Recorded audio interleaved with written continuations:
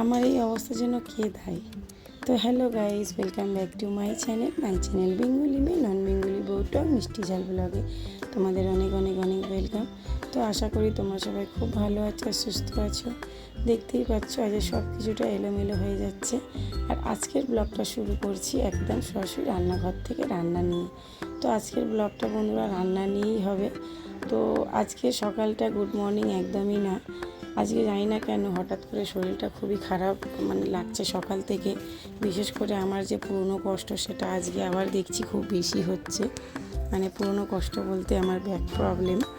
তো caesar baby হওয়ার পর থেকে আমার ব্যাকে প্রচণ্ড পরিমাণে প্রবলেম চলে এসেছে, যখন তখন খুবই ব্যথা যন্ত্রণা হয়।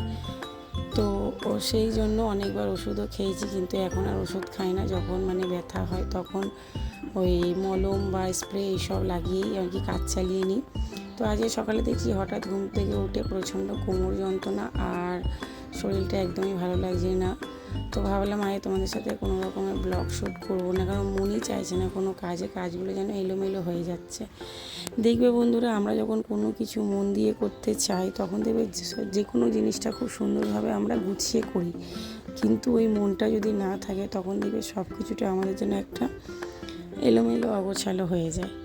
তো সেই রকম একটা ক্ষীণতা মন নিয়ে আজকে ব্লগ শ্যুট করছি। আবার ভাবলাম যে তোমাদেরকে কি শেয়ার করব, আর কোনো কিছুই তো মন লাগে না। কিন্তু সকাল থেকে বাসি কাজ সমস্ত করে ফেলেছি এই কোমর ব্যথা নিয়ে। বাসি ঘরে আমি কোনো দিনই রান্না করি না, তোমরা জানো বন্ধুরা। তো বাসি কাজ করে নিয়েছি, ঘর পোছা, বাসন মাজা, জামা কাপড় কাচা সবই হয়ে গেছে।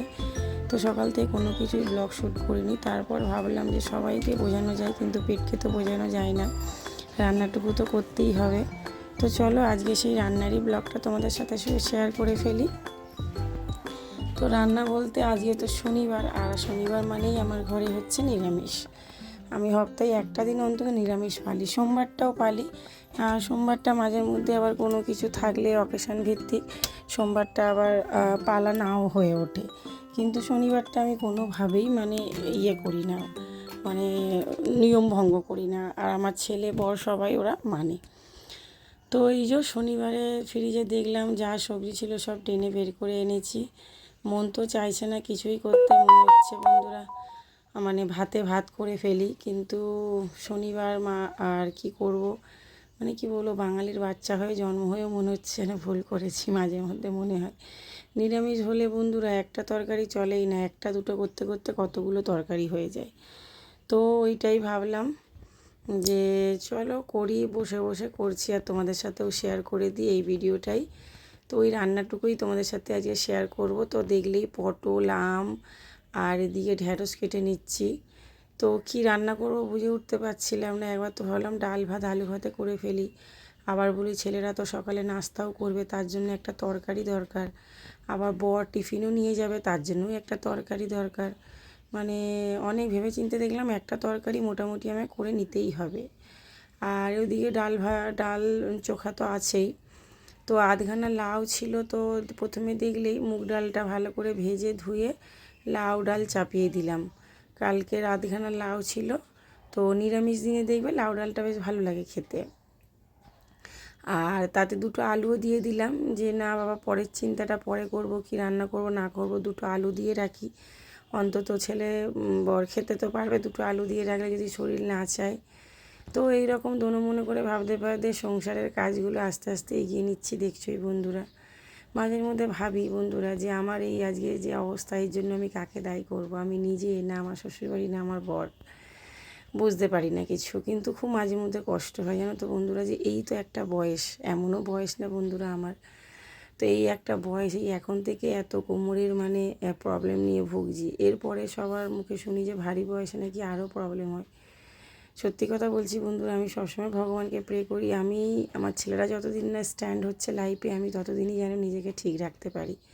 তারপর আমার ঠিক না থাকলেও চলবে, আমি এই রকমটা সবসময় ভাবি। কারণ ব্যাক প্রবলেম যাদের হয় তারাই বোঝে এই কষ্টটা, যে ব্যাক প্রবলেমের কষ্টটা কী। তো এই ব্যাক প্রবলেম নিয়ে আজকে আমি না করেও হলো 4-5 বছর হয়ে গেল আমি সাফার করছি। যদিও সবসময় করে না, কিন্তু এই যে বেশি খাটাখাটির কাজ হলে করে, বেশি ভারী ভুরি ওঠালে করে, আবার মাঝে মধ্যে দেখি হঠাৎ করেই করছে। যেমন আজকে সকালে হঠাৎ করেই ঘুম থেকে উঠে দেখি করছে প্রচণ্ড যন্ত্রণা। তো কী করবো, সবসময় বলে ব্যথার ওষুধ খাওয়াও ভালো না, ওর জন্য আর সবসময় ব্যথার ওষুধ খাই না। একটা মনের মধ্যে ভয় থাকে, যখন দেখি সহ্যর বাইরে তখন আর কি খাই। তো দেখতেই পেলে ছাঁকা তেলে পটলগুলো ভেজে নিলাম, আর ওইদিকে আমি আমের চাটনি, পাঁচফোড়ন, শুকনো লঙ্কা, তেজপাতা ফোড়ন দিয়ে দিয়েছি। আর আমের চাটনিতে কী দিলাম জানো বন্ধুরা, লকুনদানা। ঠাকুরকে পুজো দিই যে লকুনদানা, তো পিঁমড়ে তো খেয়েই নেই আমার লকুনদানা অনেক, আর লকুনদানা খায় না, তো সেগুলো রুমিয়ে রেখে দিই, তো সেই সব দিয়ে আমি চাটনি ফাটনিগুলো করে নিই। আর তো আবার দেখো বন্ধুরা, মানে কি বলবো, যে মানে জীবও মানে না আর শরীরও চলে না। তো ওই যে রান্না করতে করতে আমার মনে পড়ে 4টে পাঁপড়ও ভেজে রাখি, নিরামিষ দিনে তো একটু ডাল পাঁপড় হলে ছেলেগুলো ভালো করে খেয়ে নেবে।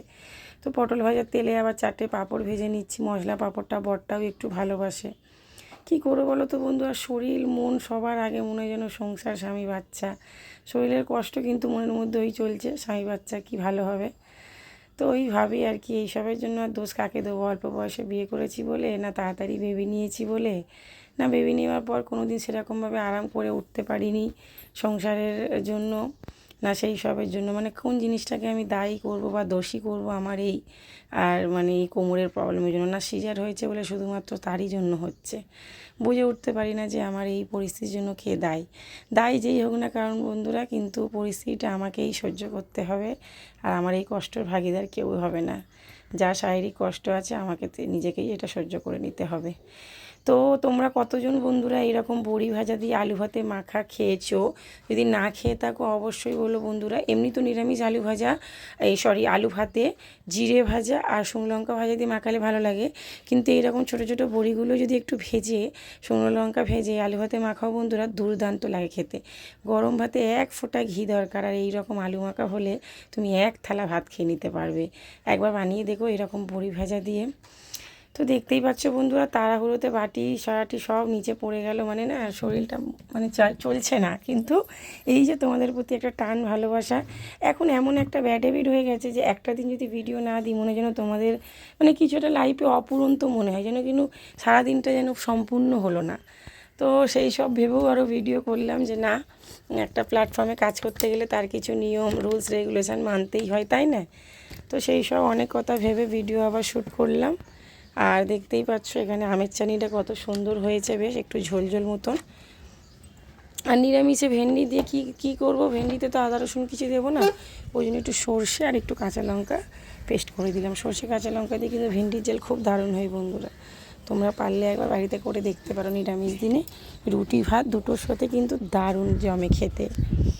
আর এই যে এইদিকে আমার লাউ ডাল হয়ে গেছে, আর দুটো আলুও ভাতে দিয়েছি। তো চলো, লাউ ডাল তো আর কিছু দিয়ে সামলাবো না, নিরামিষ, ওই তো একটু জিরে আর একটু শুকনো লঙ্কা। আর হ্যাঁ, লাউ ডালে কিন্তু একটু চিনি ফেলতে হয় বন্ধুরা, একটু চিনি ফেললে কিন্তু লাউ ডালটা খেতে দুর্দান্ত লাগে। আর এদিকে ছেলেরা সকাল থেকেই বেশ বায়না ধরেছিল, মা পরোটা করে দাও, পরোটা করে দাও। কদিন ধরেই তোমরা দেখছো বন্ধুরা, ওরা প্রায় রোজই দোকানের কচুরি পরোটা খাচ্ছে। ওই জন্য আমি আর ওদের বায়না আজকে শুনলাম না, আয়না একদম না। কালকে আবার রবিবার, কালকে সেই কিছু ভালো মন্দ খাওয়া হবে। তো আজকের দিনটা তোমরা একটু সাদার মধ্যেই খাও, কারণ ওয়েদারটাও দেখছো প্রচণ্ড গরম, প্রচণ্ড। কাঁধে আমি কালকে রান্না করেছি বন্ধুরা, মানে সমানে কাঁধে একটা গামছা আমার ছিল, মানে মুখ গলা ঘেমে ভেসে যাচ্ছে। আর তার উপরে শরীরে যখন আমাদের ভেতর দিয়ে একটা কষ্ট হয় না, তখন মনে দেখবে বন্ধুরা আরও যেন একটা গরম শরীর থেকে মানে ভাব একটা মনে হয়। তো এই যে এখানে গরম গরম আলু ভাতাটা দেখতেই পাচ্ছ, বড়ি দিয়ে মাখিয়ে নিচ্ছি, কারণ বরকে খেতে দেবো। 10টা 10 হয়েই গেছে এইসব রান্নাবান্না করতে করতে। আর 10:30 মানে 35-40-এর মধ্যে বর বেরিয়ে যাবে। ওই যে বর অলরেডি জামা কাপড় পরে রেডি হয়ে গেছে, ওর মতন সব কিছু গুছিয়ে নিচ্ছে। তো চলো ওকে খেতে দিয়ে দিই। তো চলো এবার তোমাদের সব রান্নাগুলো দেখিয়ে দেবে। খেতে দেওয়া হয়ে গেছে, ও টিফিনও প্যাক করা হয়ে গেছে। প্লাস্টিকে দেখলে পাঁপড়, আর এই যে বড়ি দিয়ে শুকনো লঙ্কা ভেজে সুন্দর করে আলু মাখা। ভেন্ডির ঝাল এতটা কম, কারণ বরকে খেতেও দিয়ে দিয়েছি আর টিফিনেও দিয়ে দিয়েছি। আর এই যে এখানে রয়েছে লাউ ডাল, আর করেছি পটল ভাজা, আর করেছি আমের চাটনি, আর রুটি ভাত তো সাথে আছে। দেখো বড় ভেন্ডির ঝাল ছেড়ে দিয়েছে, খালি টিফিনেই নিয়ে গেছে।